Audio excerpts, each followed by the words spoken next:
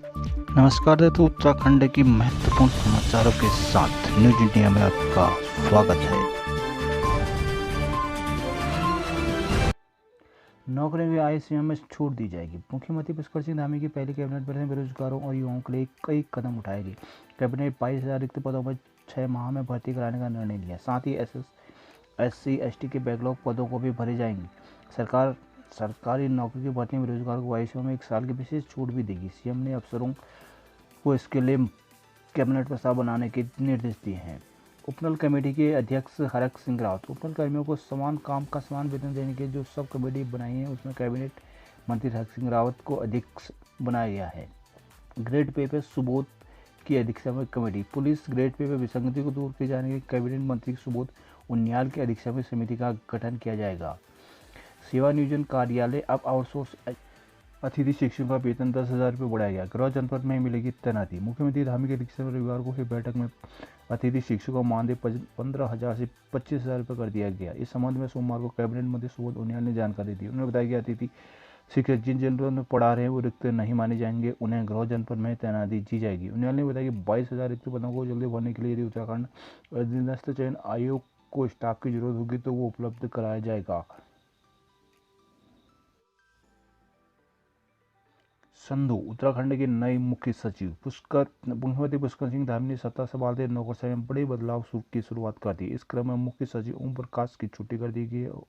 वहीं 1988 बैच के IAS doctor SS Sandhu को मुख्य सचिव बनाया गया है। इस संबंध में सोमवार को ACS कार्मिक राधा रतूड़ी ने आदेश जारी कर दिए।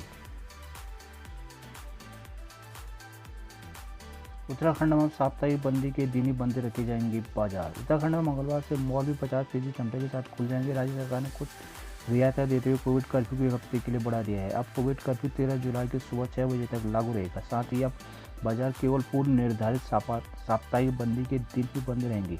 हर क्षेत्र के बाजार को साप्ताहिक बंदी का अलग अलग दिन है। बाकी 6 दिनों तक बाजार खुलने पर कोई पाबंदी नहीं होगी। स्वास्थ्य सचिव के निर्देश पर चुनी गई थी जांच लैब।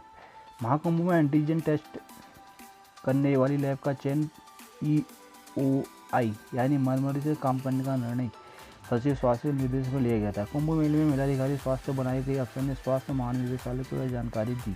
हरिद्वार में महाकुंभ में एंटीजन जांच में फर्जीवाड़ा सामने आने के बाद DG हेल्थ डॉक्टर तृप्ति बहुगुणा ने फैक्ट फाइंडिंग कमेटी गठित की। कमेटी ने जाँच का आदेश का काम निजी लैबों को देने के लेकर मेलाधिकारी स्वास्थ्य डॉक्टर अर्जुन सिंह सेंगर से जवाब मांगा। सेंगर ने लिखित जवाब में कहा कि 28 दिसंबर को हुई वर्चुअल बैठक में स्वास्थ्य सचिव ने कोरोना की एंटीजन व RT-PCR जांच की निजी लैबों पर का चयन EOI के जरिए करने के निर्देश दिए थे। EOI का मतलब है कि यदि कोई कंपनी किसी काम को करने की इच्छा दिखाती है तो उसे काम आवंटित कर दिया जाए, यानी जिसने काम मांगा उसे आवंटित कर दिया गया। CBSE की परीक्षा 2 भागों में होगी। केंद्रीय स्वास्थ्य शिक्षा बोर्ड CBSE ने 10वीं 12वीं के छात्रों को बड़ी राहत देते हुए बोर्ड परीक्षा को 2 हिस्सों में आयोजित कराने का निर्णय लिया है। CBSE ने कहा कि मौजूदा अकादमिक सत्र को 50-50% की पाठ्यक्रम में बांटा जाएगा। बोर्ड के अनुसार पहली टर्म की परीक्षा नवंबर-दिसंबर में, जबकि दूसरे टर्म की परीक्षा मार्च-अप्रैल में आयोजित होगी। 7 रेंजरों को वन निगम में प्रतिनियुक्ति पर भेजा। शासन ने सोमवार को वन विभाग के 7 रेंजरों को वन विकास निगम में प्रतिनियुक्ति भेज दिया। प्रभारी सचिव विजय कुमार यादव ने इसके आदेश किए, जिसमें राजाजी पार्क के रेंजर सतीश सिंह, राजेंद्र मोहन नौटियाल, थ्राइव केंद्रीय वन विभाग के रुद्रपुर के रेंजर पंकज शर्मा, सावित्री देवी, नंदा देवी, वायुश्वर रिजर्व के रेंजर विक्रम रावत, अल्मोड़ा वन विभाग के रेंजर बिशन लाल आर्य और UDWDP परियोजना के उप निदेशक रेंजर सत्यपाल रावत शामिल हैं। 7 रेंजरों को वन निगम में प्रतिनियुक्ति पर भेजा। शासन ने सोमवार को वन विभाग के 7 रेंजरों को वन विकास निगम में प्रतिनियुक्ति पर भेज दिया। प्रभारी सचिव विजय कुमार यादव ने इसके आदेश किए, जिसमें राजाजी पार्क के रेंजर सतीश सिंह, राजेंद्र मोहन नौटियाल, थ्राइव केंद्रीय वन विभाग के रुद्रपुर के रेंजर पंकज शर्मा, सावित्री देवी, नंदा देवी, वायुश्वर रिजर्व के रेंजर विक्रम रावत, अल्मोड़ा वन विभाग के रेंजर बिशन लाल आर्य और UDWDP परियोजना के उप निदेशक रेंजर सत्यपाल रावत शामिल हैं। मलिन बस्तियों की नियमित और मालिकाना हक न मिलने का मुद्दा फिर गरमाया।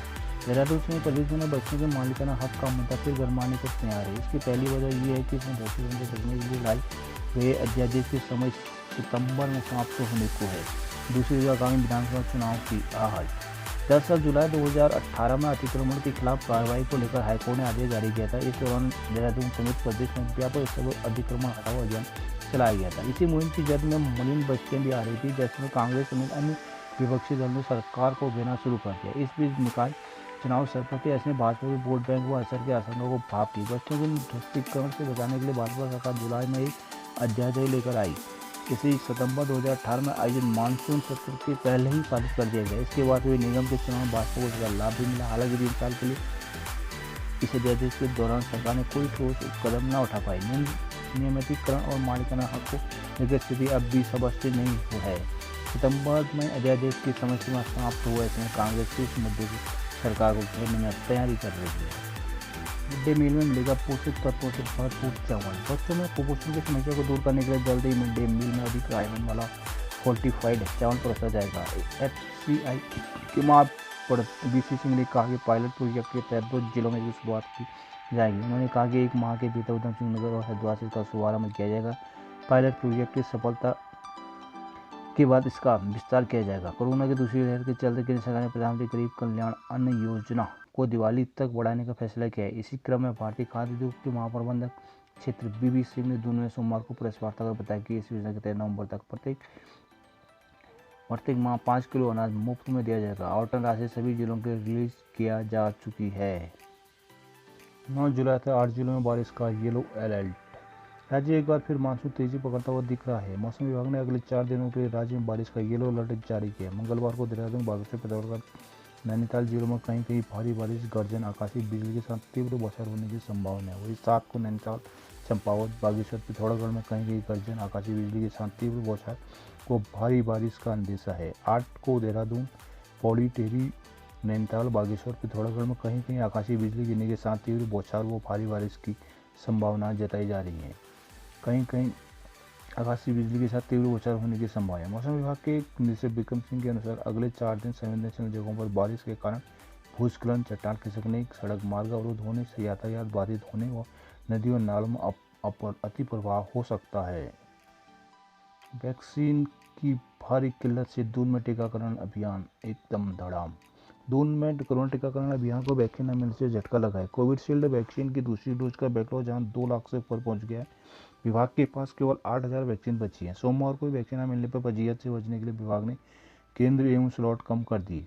जिला प्रतिरक्षण अधिकारी डॉक्टर सुधीर पांडे का कहना है कि स्टेट से वैक्सीन मांगी गई है। पर्याप्त वैक्सीन मिलने पर अभियान के तहत बड़ी संख्या में वैक्सीन लगाकर व्यापक किया जाएगा। उधर जिले में कोविशील्ड के साथ कोवैक्सीन की भी कमी होने लगी है। कोविशील्ड को जहाँ केवल 8,000 तो वहीं कोवैक्सीन की कम से कम 11,000 डोज ही बच पाए हैं। गुरुद्वारा प्रबंध कमेटी नानक मेडिकल कॉलेज बनाएगी। गुरुद्वारा प्रबंधन कमेटी ने नानक साहिब नानक मत्ता में मेडिकल कॉलेज बनाएगी। कमेटी अध्यक्ष सेवा सिंह के अध्यक्षता में आयोजित बैठक में 25 एकड़ भूमि में मेडिकल कॉलेज बनाने पर सहमति बैठी है। बैठक में गुरुद्वारा 5 हल्कों में संशोधन के प्रस्ताव को भी मंजूरी दी गई। कोरोना संक्रमण के दौरान स्वास्थ्य सेवाओं को लेकर देश में हुई तमाम दिक्कतों को देखते हुए स्वास्थ्य सेवाओं को बेहतर बनाने के लिए गुरुद्वारा प्रबंध कमेटी नानक मत्ता साहब ने गुरुद्वारा क्षेत्र में मेडिकल कॉलेज बनाने का निर्णय लिया है।